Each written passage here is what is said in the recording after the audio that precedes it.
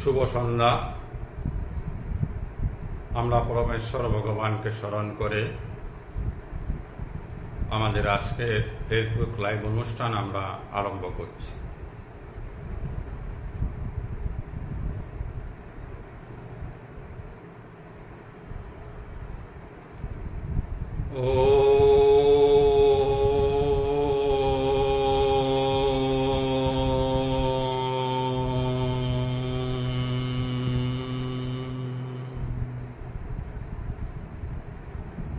শ্রী পরমাত্মনে নমঃ।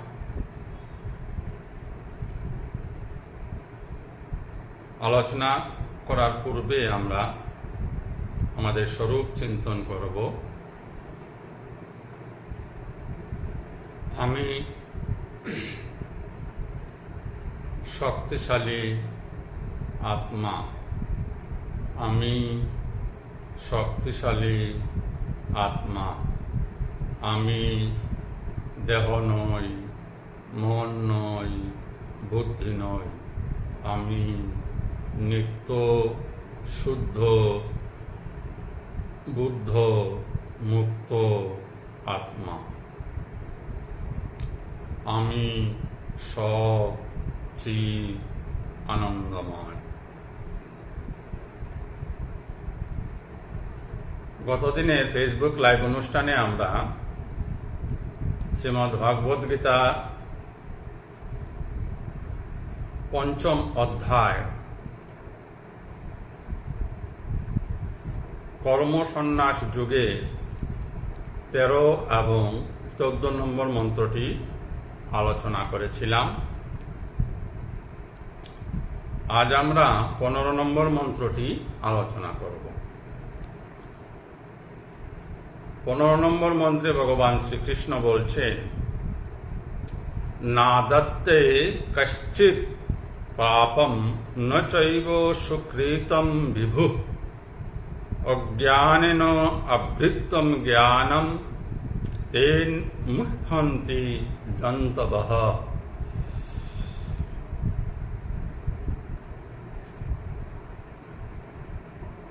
না দত্তে, না দত্তে শব্দটি হচ্ছে ন যুগ আদত্তে। ন মানে না, আদত্তে মানে গ্রহণ করে, অর্থাৎ গ্রহণ করেন না। কশ্চিৎ কাহারো, পাপম পাপ, ন চৈব সুকৃতিম বা পুণ্য, বিভু পরমেশ্বর।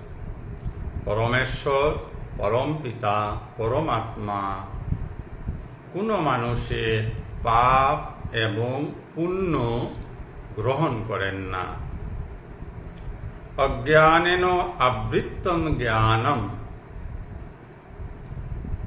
অজ্ঞানের দ্বারা জ্ঞান আবৃত্ত হয়ে আছে। তেন, সেই জন্য মুহ্যন্তি জন্তবঃ, সেজন্য জীবেরা মোহিত হয়ে আছে। প্রথম লাইনে ভগবান শ্রীকৃষ্ণ বললেন যে তিনি কাহারও পাপ বা পুণ্য গ্রহণ করেন না। জীবের, বিশেষ করে মানুষের জ্ঞান অজ্ঞান দ্বারা আবৃত হয়ে আছে, তাই মানুষ জগতের প্রতি মোহিত হয়ে আছে, ঈশ্বরের কথা ভুলে গেছে। ঈশ্বরের কথা যখন মানুষ ভুলে যায় তখনই সে পাপ কর্ম করে। ঈশ্বরকে স্মরণ করে কেউ পাপ কর্ম করতে পারে না, যদি আন্তরিকভাবে সে ঈশ্বরকে স্মরণ করে। দুঃখ মানুষের জীবনে কখন আসে? দুঃখ মানুষের জীবনে তখনই আসে যখন সে জগতের বিভিন্ন বিষয় নিয়ে চিন্তা করে। জগৎ বিষয়ক চিন্তা মানুষের দুঃখের কারণ, ঈশ্বর বিষয়ক চিন্তা মানুষের আনন্দের কারণ, সুখের কারণ।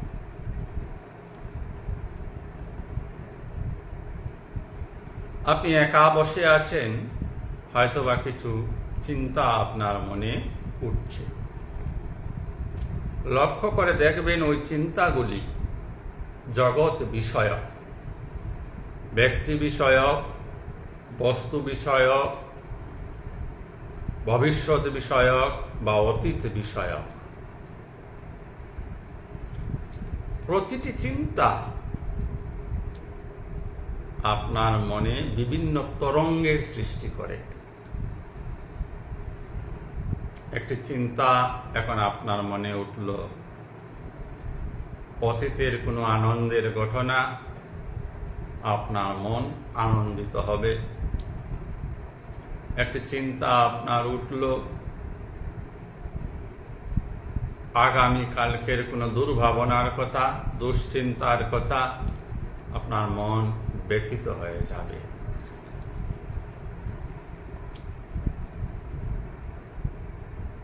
আনন্দ আমরা সাধারণত কম পাই, দুঃখই আমাদের জীবনে প্রচণ্ডভাবে আসে। তার একমাত্র কারণ হচ্ছে এই দুঃখময় সংসারের বিষয়, বস্তু, ব্যক্তি নিয়ে আমরা নিয়ত চিন্তা করছি। ঈশ্বরীয় চিন্তা সেখানে নেই। যখনই আপনি আগামীকালের কোনো দুশ্চিন্তা নিয়ে চিন্তা করছেন, তখন কিন্তু ঈশ্বরীয় চিন্তা ড্রপ হয়ে আছে। এই যে ঈশ্বরীয় চিন্তাধারাকে আপনি নিস্তব্ধ করে জগতের চিন্তায়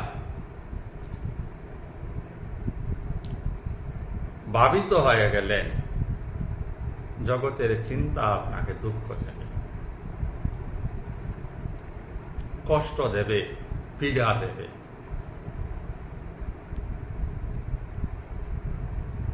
আর জগৎ নিয়ে আপনি মোহিত হয়ে থাকবেন, মোহিত হবেন না। এই জগতে আপনি কিচ্ছু করতে পারেন না। একমাত্র মূর্খেরা বলে, আমি না হলে কি হবে, আমি না হলে এই জিনিসটা ধ্বংস হয়ে যাবে, আমি না হলে এই পরিবারটা ইসে হয়ে যাবে। অজ্ঞানীদের কথা।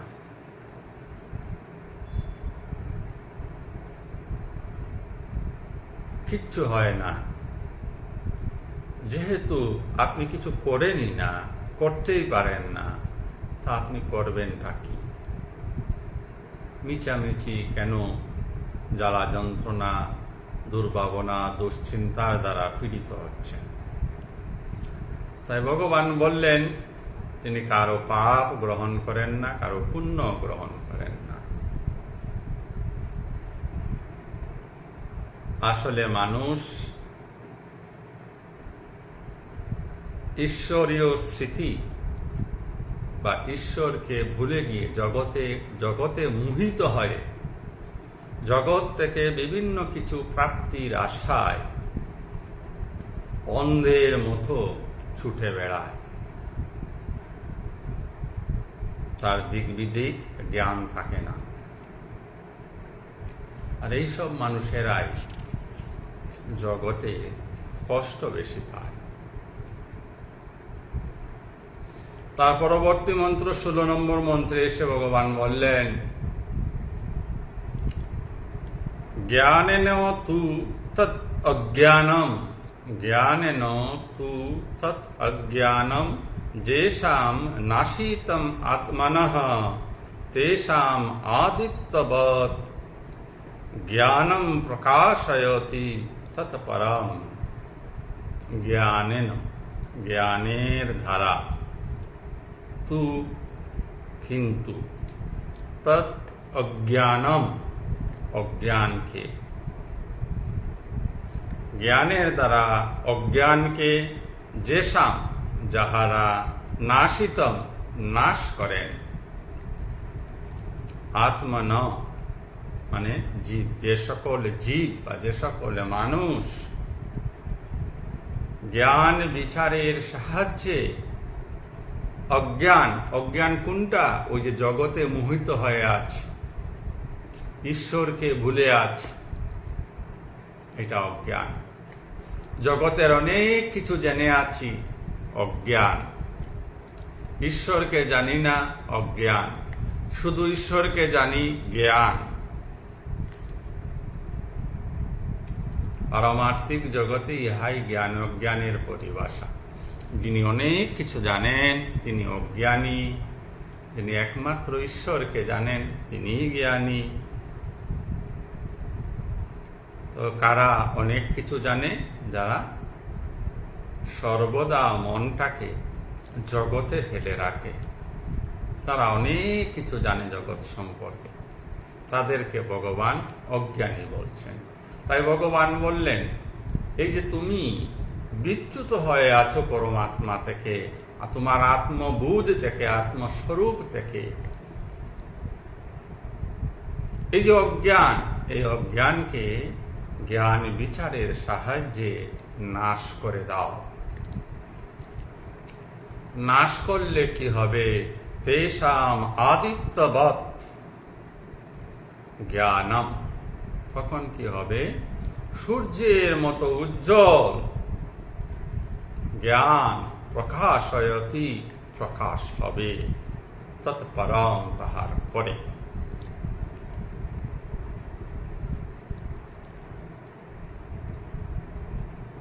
অর্থাৎ অজ্ঞানের যখন নাশ হয়ে যাবে তখন থাকবে কি? জ্ঞান। জ্ঞান কি? জ্ঞান হচ্ছে প্রকাশ স্বরূপ। এখানে ভগবান উদাহরণ স্বরূপ বললেন যে সূর্যের আলোর মতো সে প্রকাশিত হবে। কি প্রকাশ করবে? সে পরম সত্যকে প্রকাশ করবে, পরম তত্ত্বকে প্রকাশ করবে। অর্থাৎ আমরা যে দেহ, মন, বুদ্ধি ইত্যাদি নই, আমরা যে আত্মা, এই স্বরূপ প্রকাশিত হবে। অন্ধকার গৃহ মানে আলোর অভাব, কিছু দেখা যাচ্ছে না। লাইট জ্বালালে কি হবে?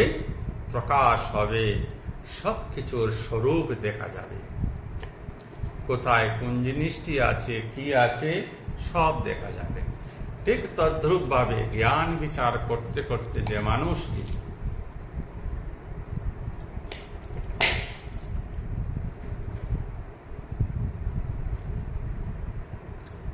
অজ্ঞানকে নাশ করেছেন, তিনি একমাত্র সেই আত্মস্বরূপে পৌঁছাতে পারেন। অন্ধকার যেমন ভয়ের কারণ হয়, অন্ধকার যেমন দুঃখের কারণ হয়, ঠিক সেইভাবে মনের অন্ধকার, মনের অজ্ঞানতা আমাদের দুঃখের কারণ। প্রকাশ সর্বদাই সবকিছুকে দৃশ্যমান করে, সত্যকে উপস্থাপিত করে, সত্যকে প্রদর্শিত করে এবং সবকিছু স্পষ্ট করে মানুষের সামনে তুলে ধরে। ঠিক সেইভাবে পারমার্থিক জ্ঞান মানুষের প্রকৃত স্বরূপকে বোধ করতে সহায়তা করে। সহায়তা করে না, বোধ করায়। তার পরবর্তী মন্ত্রে এসে ভগবান বলছেন কি করতে হবে তাহলে। তাই বললেন জ্ঞানীরা কি করেন? তৎ বুদ্ধয় তদাত্মনঃ তন্নিষ্ঠঃ তৎপরায়ণঃ গচ্ছন্তিও পুনরাবৃত্তিম জ্ঞান নির্ধূত কল্মষঃ। তাই জ্ঞানী পুরুষরা কি? তৎবুদ্ধয়, তাদের বুদ্ধি পরমেশ্বর ভগবানে স্থির হয়ে আছে। তদাত্মনা, তারা পরমাত্মায় একাত্ম হয়ে আছেন। তন্নিষ্ঠা, কেবল পরমাত্মায় তাদের নিষ্ঠা। তৎপরায়ণাঃ, কেবল পরমাত্মায় তাদের আশ্রয়। গচ্ছন্তি ও পুনরাবৃত্তি, একবার এই দেহ ত্যাগ করলে, গচ্ছন্তি মানে চলে যাওয়া, গচ্ছন্তি ও পুনরাবৃত্তি, একবার এই দেহ ত্যাগ করলে, পুনরাবৃত্তি, পুনরাবৃত্তি মানে পুনরায় আসা, ও পুনরাবৃত্তি মানে পুনরায় না আসা, অর্থাৎ পুনর্জন্ম না হওয়া। এটা সাধারণ অর্থ। গভীর অর্থের দিকে যদি আমরা যাই, যখন অজ্ঞানের নাশ হয়ে জ্ঞানী সেই পরম তথ্যকে বোধ করেন, উপলব্ধি করেন, তখন তার নতুন জন্ম হয়। যারা সন্ন্যাসী হন, গৃহস্থ জীবন ত্যাগ করে যারা সন্ন্যাস গ্রহণ করেন, আপনারা সবাই জানেন, তারা শ্রাদ্ধ ক্রিয়াদি সম্পন্ন করে সন্ন্যাস গ্রহণ করেন, আর একটা নতুন জীবন তারা প্রাপ্ত হন, নামও আলাদা হয় তাদের। ঠিক তদ্রূপ ভাবেই শুধু বোঝানোর জন্য বলা হচ্ছে, অজ্ঞানের নাশ মানেই আত্মদর্শন। অজ্ঞানের নাশ মানেই আপনি স্বরূপে স্থিত হয়ে গেলেন। স্বরূপে যারা একবার স্থিত হয়ে যান, তারা স্বরূপ থেকে আর বিচ্যুত হন না। এক অদ্ভুত ভাব, অদ্ভুত অবস্থা যাদের হয়েছে তারাই সেটা জানবেন। আমরা মাঝে মাঝে তার খানিকটা হয়তো বা অনুভব উপলব্ধি করতে পারি। যখন আমরা একটু ঈশ্বর চিন্তা করি, তখন আমাদের মনটা বেশ সুন্দর থাকে, ফুরফুরে স্বভাবের থাকে। ঈশ্বর চিন্তা ত্যাগ করে যখনই আমরা একটু নিচে নেমে আসি, আমাদের উঠানামা হতেই থাকে। খানিকক্ষণ ঈশ্বর চিন্তা, 1 মিনিট ঈশ্বর চিন্তা হয়তো বা, আর 50 মিনিট বা 59 মিনিট আমরা সংসারের চিন্তা করি। এই যে অবনমিত হওয়া, মন ঈশ্বর চিন্তা থেকে যখনই অবনমিত হয়, সংসারে চলে আসে, তখনই আমাদের মনে বিভিন্ন ধরনের চিন্তার উদ্রেক হয়। আমরা কখনো সুখ পাচ্ছি, কখনো কষ্ট পাচ্ছি, কখনো দুঃখ পাচ্ছি, কখনো যাতনা পাচ্ছি, এগুলি হয়ে চলছে। পুনঃ পুনঃ এগুলি আমাদের মধ্যে হচ্ছে। আর যদি সাধারণ অর্থে আমরা বোঝার চেষ্টা করি, যেটা গতানুগতিক অর্থ, সাধারণভাবে যেভাবে আগে গীতাকে সাধারণ মানুষের কাছে তুলে ধরা হয়েছে, যে পুনর্জন্ম হয়।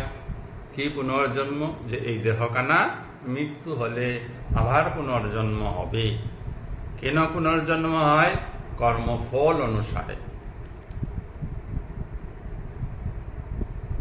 যদি এই জীবনে মুক্ত না হয়, তাহলে আবার জন্ম নিতে হবে। কি রূপে জন্ম নিব তা বলা বড় কঠিন।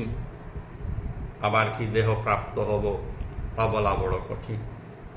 সাধারণ, আমাদের মতো সাধারণ যারা রয়েছি, তাদের এইটাই ধারণা, এতদিন থেকে ইহাই শিখে এসেছি, ইহাই ধারণা করে এসেছি। না, এটা একটা ধারণা, এটা একটা মত, এটা একটা ব্যবস্থা, এটা কর্মের গতির উপর নির্ভর করছে। যারা মুক্ত হয়ে গেছেন তাদের কথা এখানে ভগবান বলছেন। যারা মুক্ত হয়ে গেছেন, বা যারা আত্মদর্শন করেছেন, বা যারা স্বরূপে অবস্থান করছেন, যাদের জীবন মুক্ত বলা হয়, এই জীবনেই যারা এটা প্রাপ্ত হয়েছেন, তাদের কথা বলা হচ্ছেন। তাদের বুদ্ধি পরমাত্মা বা আত্মায় স্থির, তারা পরমাত্মায় একাত্ম হয়ে আছেন, তারা পরমাত্মায় একমাত্র পরমাত্মা বা আত্মাতেই নিষ্ঠাবান হয়ে আছেন। একমাত্র পরমাত্মাই তাদের আশ্রয়স্থল। এই যাদের বুধ, এই যাদের অবস্থা যারা প্রাপ্ত হয়েছেন, তাদের আর পুনরায় এই জগতের সুখ দুঃখ, এই নোংরামির মধ্যে আর অধপতিত হয়ে জগৎ নিয়ে মোহিত হয়ে পড়েন না। যত সব মহাপুরুষদের কথা আপনারা জানেন, বা আমার ব্যক্তি জীবনেও আমি গুরুর সঙ্গ করেছি, তাকে দেখেছি, তিনি সেই আত্মবুদ্ধি থাকতেন, অথচ এই জগৎ সংসারকে ব্যবহার করছেন। সুখ দুঃখের দ্বারা প্রভাবিত হচ্ছেন না, মন বিচলিত হচ্ছেন না, মন চঞ্চল হচ্ছে না, নির্বিকার আছেন, উদাসীন হয়ে আছেন। আমরা সামান্য কারণে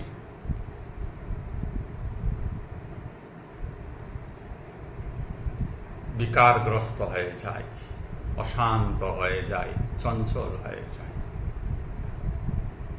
একমাত্র কারণ আমরা সব সময় মনোজগতে বাস করি।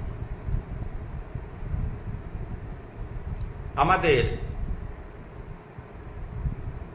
ভূত পরমাত্মা বা আত্মস্বরূপ, আমরা যে আত্মস্বরূপ, ওই জায়গায় আমরা স্থির থাকতে পারি না। বলি আমরা আত্মা আত্মা আত্মা আত্মা, এরপরে এখন আর একটা নতুন শব্দ সংযোজন করা হয়েছে, পরমাত্মা। কারণ আত্মা শব্দের এত বহুল প্রয়োগ করা হয়েছে, আত্মা শব্দ তার গাম্ভীর্যতা, গভীরতা যেন হারিয়ে ফেলেছে, তাই বলা হলো পরমাত্মা। এগুলি একই শব্দ, শব্দের অর্থ এক, সেটা অন্য কেউ নয়, সেটা আপনি নিজে, আমি নিজে।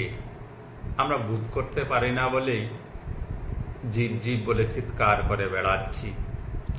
আমার সংসার, আমার এটা গেল, আমার ওইটা গেল, আমার এটা হলো, আমার ওইটা হলো না, এই চিৎকার করে বেড়াচ্ছি। আর সুখ দুঃখের কাটাময় পথে পদসঞ্চালন করে চলছি। একটি হরিণ নিজেকে কিভাবে, সে শান্তিতে কিন্তু ঘাস খেতে পারে না। জঙ্গলে হরিণ ঘাস খাচ্ছে, 2 সেকেন্ড 1 মিনিট ঘাস খাবে, আবার তাকাবে চতুর্দিকে, কোনো বাঘ টাঘ আছে কিনা, সিংহ টিংহ আসে কিনা, তাকে খেয়ে ফেলবে, মেরে ফেলবে। ঘাস খাচ্ছে, অথচ সে অশান্ত হয়ে আছে, চঞ্চল হয়ে আছে, চতুর্দিকে তাকাচ্ছে। হরিণ ভেবেছে ইহাই জীবন, এভাবেই তাকে বাঁচতে হবে। আর আমরা যারা মানুষ, এই জীববোধে বাঁচি। হরিণ জীব, আপনিও জীব, আমিও জীব। জীবে বোধে বাঁচা মানে জগৎকে নিয়ে বাঁচা। জগতে আমরা যখন বাঁচছি, আমরা একটা আঁচ করে নিয়েছি যে এই সংসারে বাঁচতে হলে কিছু ঘরের লোকে বকুনি খেতে হবে, কিছু পাড়া প্রতিবেশীর মন্দ কথা শুনতে হবে, কিছু অপমান বোধ সহ্য করতে হবে, কেউ কিছু বলবে তাও সহ্য করতে হবে। সারা জীবন কলুর বলদের মতো কাজ করে যেতে হবে। শুধু আমরা এটা বোধ করিনি, আমরা সঙ্গে সঙ্গে দৃষ্টান্ত একে অন্যকে দিয়ে থাকি। সংসারে এসেছো, সংসারে এইগুলি হয়, সংসারে ওইগুলি হয়, দেখো না ওই পরিবারের ছেলেটি বাপকে মানে না, বাপের কথা শুনে না, বাবার কথা শুনে না, এগুলি হয়ে চলছে। আপনি বা আমি একটু যেন স্বস্তি বোধ করি যে আমার ছেলে আমার কথা শুনে না, এমন নয়। পৃথিবীর আরো অনেক মানুষের ছেলে রয়েছে, তাদের কথা তার বাবা তাদের কথা, তাদের ছেলেরাও তাদের বাবার কথা শুনে না। আমরা একটু স্বস্তি পেয়ে যাই যে আমার সঙ্গে আর একটা ভিড় আছে, আর অনেক মানুষ আছে। বারংবার আমরা এখানে আলোচনা করে থাকি যে ভিড় সর্বদা মানুষকে ভুল পথে পরিচালিত করে। ভিড় সর্বদা মানুষকে ভুল পথে পরিচালিত করে। ভিড়ে মানুষ কেন যায়?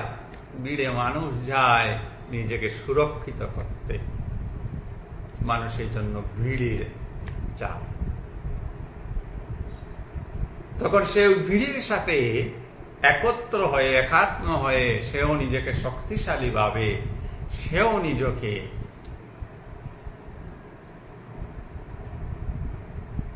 নিঃসঙ্গতা থেকে সঙ্গী পেয়ে নিজেকে সবল ভাবে। আর এই ভিড় সব সময় ভুল কাজে মানুষকেই অনুপ্রাণিত করে। যে ব্যক্তিটি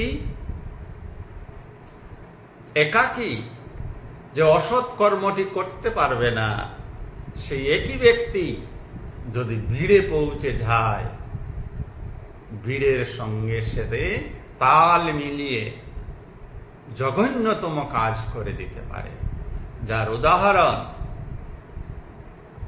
এই রিসেন্টলি আপনারা দেখছেন। বাংলাদেশের কিছু ঘটনা, সত্য মিথ্যা আমি জানি না, কারা করছে, ভিড় করছে।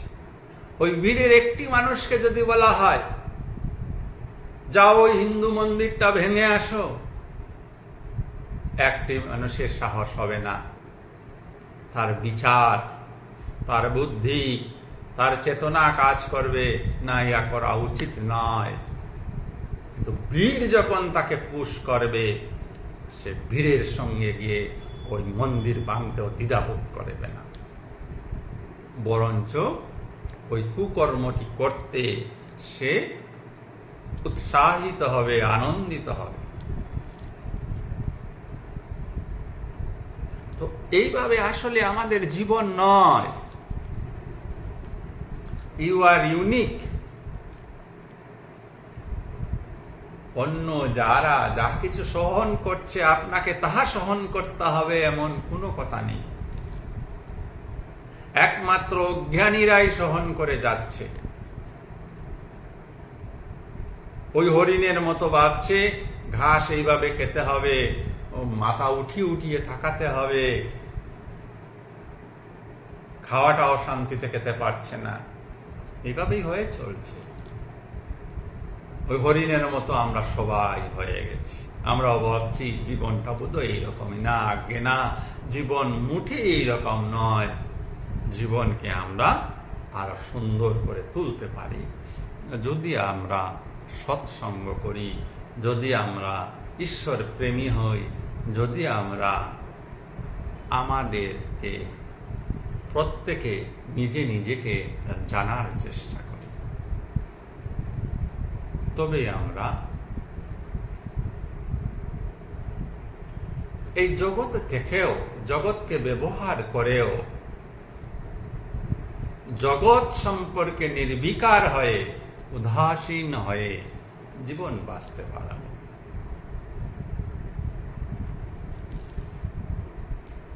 তার জন্য কি করতে হবে? জ্ঞান বিচার করতে হবে।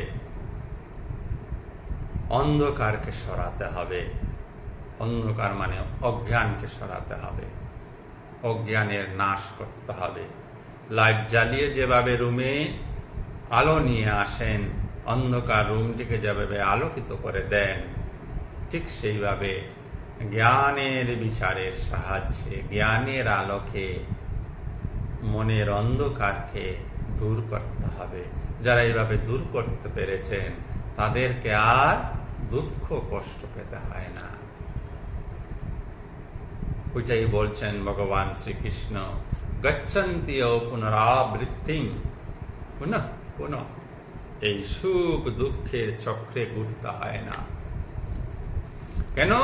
জ্ঞান নির্ধূত কল্মষাহা, জ্ঞানের দ্বারা কল্মষাহা মনের মলিনতা বা পাপ বা কলুষকে তারা ধৌত করে ফেলেন। ময়লা বাসনকে যদি মাজা হয় তা পরিষ্কার হয়ে যায়, আর না হলে কি হবে? ময়লা বাসন থেকে দুর্গন্ধ বের হবে। এই জগতে যে এত অনাচার দুরাচার দেখছেন, দুর্গন্ধ, মানুষের মনের দুর্গন্ধ শুধু ছড়াচ্ছে চতুর্দিকে। প্রত্যেকটা মানুষ কুলসিত হয়ে আছে নিজ নিজ প্রকৃতির দ্বারা, নিজ নিজ গুণের দ্বারা। আর সে এইভাবেই এই জগতে ব্যবহার করে চলছে।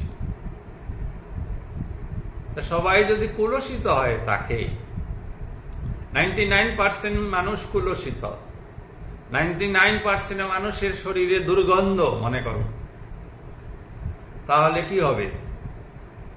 100টা মানুষ যদি একটা রুমে থাকে, তার মধ্যে 99 জন মানুষের যদি শরীরে দুর্গন্ধ হয়, ওই রুমটা কি হবে? দুর্গন্ধযুক্ত হয়ে যাবে। ঠিক তদ্রূপ ভাবে ওই 100টি মানুষের মন যদি দুর্গন্ধযুক্ত হয়, তাকে ওইখানে বসে তারা যা আলোচনা করবে, যা বিচার বিবেচনা করবে, সব দোষযুক্ত হবে, পাপযুক্ত হবে, সব অহংকার যুক্ত হবে। তাই তো জগতে এত অরাজকতা, নাহলে জগতে অরাজকতা হতো না। একমাত্র আমরা আমাদের স্বরূপকে বিস্মৃত হয়ে আছি বলেই এই জগতে এত উন্মাদনা। বাংলাদেশের ঘটনাবলীকে যদি, ইদানিংকালের বাংলাদেশের ঘটনাবলী যদি দেখেন, তাই রিসেন্ট আমাদের কাছে একটা উদাহরণ। তো বিশেষ ধরনের পোশাক পরিচ্ছদ করে কোন ধর্মের মানুষই ধার্মিক হতে পারে না। পোশাক মানুষের ধার্মিকতার পরিচয় নয়।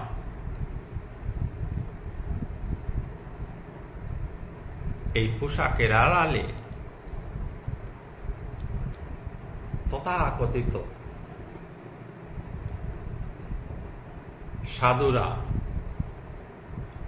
অসাধু মনের মানুষ হন। কেন? আমরা সাধারণত বাহ্য প্রকৃতিতে আকৃষ্ট হই। যে এটা দেখলাম এইরকম একজন গেরুয়া কাপড় পরা বা একজন মাথায় টুপি সুপি পরা, পায়জামি পরা, দাড়িওয়ালা, বা উনি বড় মুসলমান, ধার্মিক মুসলমান। আর গেরুয়া কাপড় দেখলেই বুঝে গেলাম বা উনি হিন্দুদের সন্ন্যাসী। আমি প্রকৃত সন্ন্যাসী বা প্রকৃত মুসলমানের যারা ইসেরা আছেন, ধার্মিক লোক আছেন, তাদের কথা বলছি না। এই পোশাককে আড়াল করে, পোশাকের আড়ালে যারা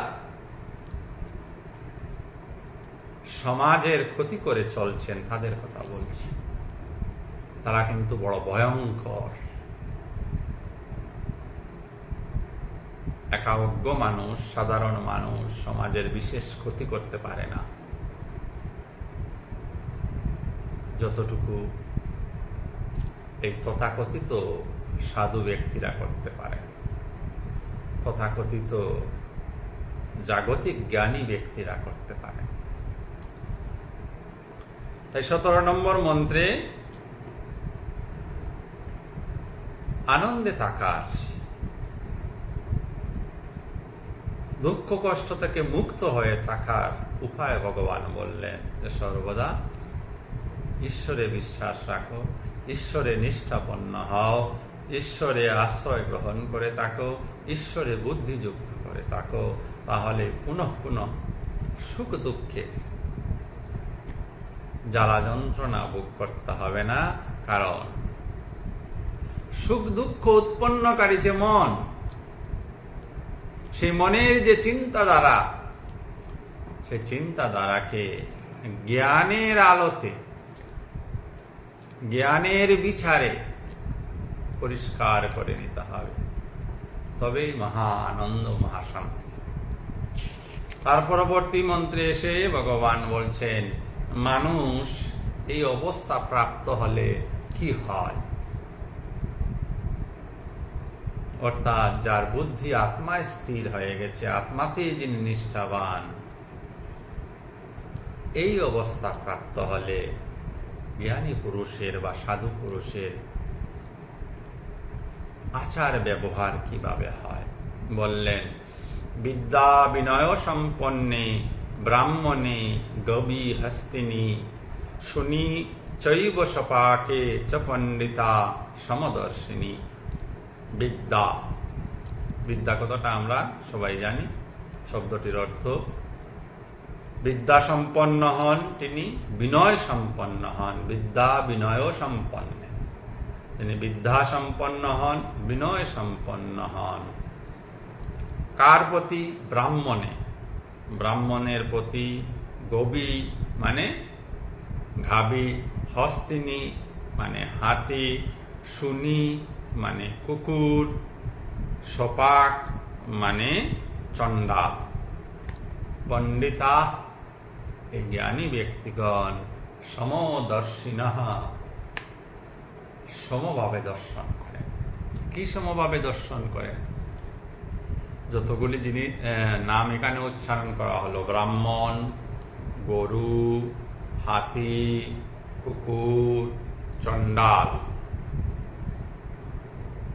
পাঁচটা কিন্তু আলাদা আমাদের দৃষ্টিতে, তাই আমরা আলাদা নামও রেখেছি মানুষেরা।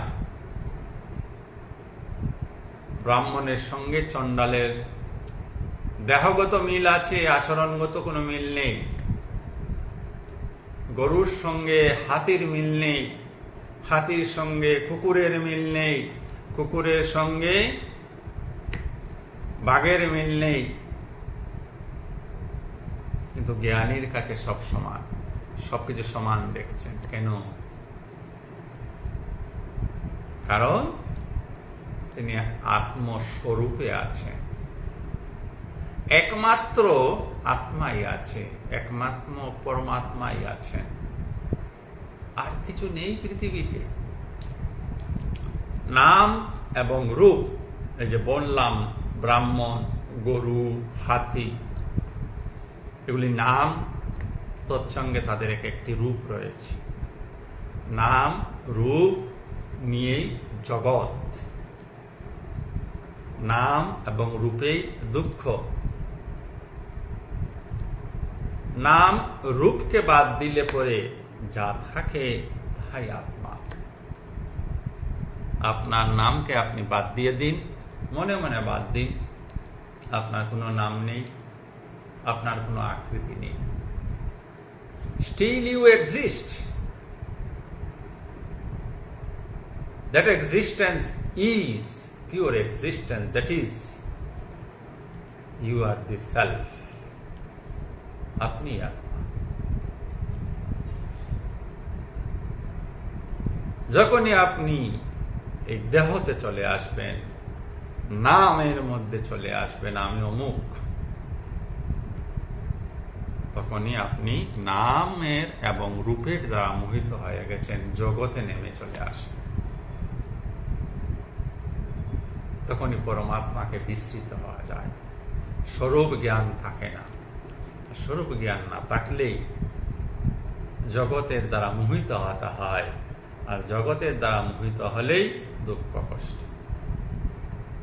জ্ঞানী পুরুষের ক্ষেত্রে কি হয়, তিনি বিভিন্ন কিছু দেখছেন, তিনি নামকে পাত্তা দিচ্ছেন না, তিনি রূপকে পাত্তা দিচ্ছেন না, তিনি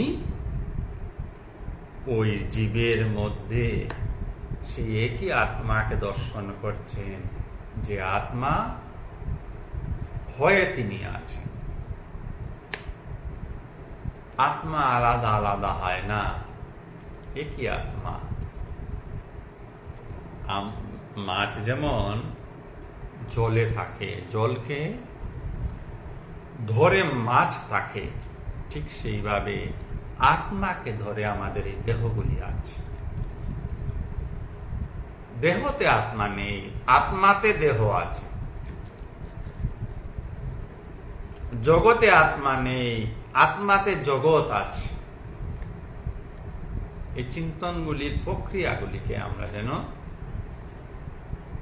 বুঝি এবং ওই অনুসারে চিন্তন করি, তাহলে অবশ্যই আমরা পারমার্থিক জগতে কিছুটা অগ্রসর হতে পারব। তার পরবর্তী মন্ত্রে এসে ভগবান বলছেন, ইহ এব তৈ জিতঃ স্বর্গ যেষাম সাম্যে স্থিতম মনঃ নির্দোষম হি সমম ব্রহ্ম তস্মাদ ব্রহ্মণি তে স্থিতাঃ। ইহ এই জীবনে, তৈ তৈ মানে তারা বা তাহারা, জিতঃ জয় করেছেন। এই জীবনে যারা জয় করেছেন, কি জয় করেছেন? স্বর্গ। এখানে স্বর্গ বলতে স্বর্গ নরক নয়, স্বর্গ বলতে এখানে জন্ম মৃত্যু, অর্থাৎ আপনার আমার আমাদের কেহ জন্ম নেই, মৃত্যু নেই। এই উপলব্ধি যার হয়েছে, এই অনুভব যার হয়েছে, তিনি জন্ম মৃত্যুকে জয় করেছেন। আর যিনি এই জীবনে জন্ম মৃত্যুকে জয় করেছেন, যেষাম সাম্যে স্থিতম মনঃ, যাদের মন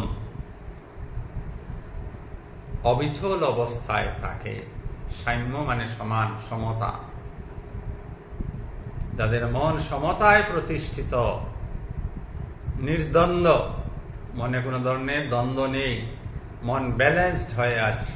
দাড়ি পাল্লাতে দুটা পাল্লার মধ্যে যদি ওজনের হেরফের হয়, তাহলে একটা উপরে থাকে, একটা নিচে থাকে। মন যাতে এইভাবে না হয়, মন যেন ব্যালেন্সড হয়ে থাকে। ও যাদের মন ব্যালেন্স হয়ে গেছে, নির্দোষম হি সমম ব্রহ্ম, নির্দোষম নির্দোষ, সমম সমভাব, ব্রহ্ম ব্রহ্ম। ব্রহ্ম স্বরূপ বা স্বভাব হচ্ছে, ব্রহ্মে কোনো দোষ নেই। আর ব্রহ্ম সম অবস্থা। তস্মাদ ব্রহ্ম নিস্তে স্থিতা, সেই ব্যক্তিটি, সেই সাধকটি, সেই পুরুষটি ব্রহ্মে স্থির হয়ে আছেন। তো বলা হলো, এই জীবনে যারা জন্ম মৃত্যুকে জয় করেছেন, যাদের মন স্থির হয়ে গেছে, মনে কোনো নড়চড় নেই, স্থির নির্দ্বন্দ্ব অবস্থা, তাদের সেই ব্রহ্মের স্বরূপ, অর্থাৎ ব্রহ্মের স্বরূপ হচ্ছে ব্রহ্মে কোনো দোষ নেই, ব্রহ্মে সর্বদা সমান অবস্থা, সেই অবস্থা সাধক প্রাপ্ত হন, অর্থাৎ সাধক ব্রহ্মে স্থিত হন। তার পরবর্তী মন্ত্রে এসে ভগবান বলছেন, 20 নম্বর মন্ত্র, নোপরিষ্যেত প্রিয়ম প্রাপ্য ন উদ্দেজিত প্রাপ্যম চ অপ্রিয়ম স্থিরো বুদ্ধির অসংমূঢ়াঃ ব্রহ্মবিদ ব্রহ্মণি স্থিতাঃ। নোপরিষ্যেত, পরিষ্যেত মানে উৎফুল্লিত, প্রিয়ম প্রাপ্য প্রিয় বস্তুর প্রাপ্তিতে যিনি উৎফুল্লিত হন না, ন উদ্দেজেত উদ্বিগ্ন, উদ্বেজেত মানে উদ্বিগ্ন হওয়া, প্রাপ্য চ অপ্রিয়ম অপ্রিয় বস্তুর প্রাপ্তিতে যিনি উদ্বিগ্ন হন না, প্রিয় বস্তুর প্রাপ্তিতে যিনি উৎফুল্লিত হন না, স্থির বুদ্ধি যার বুদ্ধি স্থির হয়েছে, অসংমূঢ়াঃ সংমূঢ় মোহ, অসংমূঢ় মোহ শূন্য, যার বুদ্ধি মোহ শূন্য, ব্রহ্মবিদ ব্রহ্মজ্ঞানী ব্রহ্মণি ব্রহ্মে স্থিতাঃ অবস্থিত করেন। অর্থাৎ প্রিয় বস্তুর প্রাপ্তিতে যিনি আনন্দিত হন না, উৎফুল্লিত হন না, বা অপ্রিয় বস্তুর প্রাপ্তিতে যিনি উদ্বিগ্ন হন না, যার বুদ্ধি স্থির হয়েছে, যিনি মোহ শূন্য হয়েছেন, তিনি ব্রহ্মজ্ঞানী। সেই ব্রহ্মজ্ঞানী সর্বদা ব্রহ্মে বা আত্মায় স্থিত থাকেন। আমরা আজকের আলোচনা এখানেই সমাপ্ত করব। সবাইকে অনেক অনেক ধন্যবাদ। আপনারা যারা আজকের এই লাইভ অনুষ্ঠানে যুক্ত হয়েছেন, সকলে হৃদয়স্থ আত্মাকে আমি আমার শতকোটি প্রণাম নিবেদন করছি। ওম শ্রীরামকৃষ্ণার্পণমস্তু। শুভরাত্রি। সবাই সুস্থ থাকুন, ভালো থাকুন, আনন্দে থাকুন।